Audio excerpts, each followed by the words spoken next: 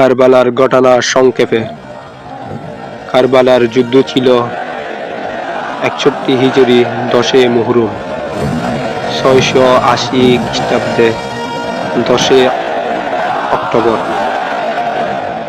বর্তমান ইরাকের কারবালার নামক স্থানে সংঘটিত হয়। একটি ঐতিহাসিক যুদ্ধ। এই যুদ্ধ মুহাম্মদ সাল্লাল্লাহু আলাইহি ওয়াসাল্লাম এর মহব্বতের নাতি ইমাম হুসাইন আলাইহিস সালাম এবং তার অনুসারীদের শাহাদাত বরণ করেন। সুখ ও আত্মত্যাগের প্রতীক।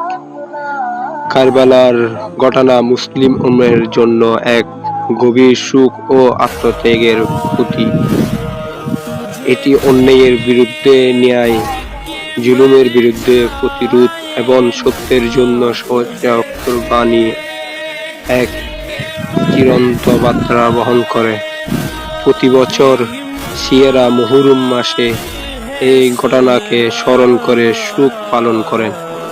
ঐতিহাসিক প্রভাব। কারবালার ঘটনা ইসলামী ইতিহাসের গভীর প্রভাব ফেলেছিল। এটি মুসলিম বিশ্বের রাজনৈতিক ও ধর্মীয় বিবাদকে আরো স্পষ্ট করে তোলে এবং শিয়া ইসলামের মূল ভিত্তি স্থাপন করে। এই ঘটনা আজও বিশ্ব বিভিন্ন প্রান্তে ন্যায় বিচার ও প্রতিরোধের অনুপ্রেরণা হিসাবে বিবেচিত হয়।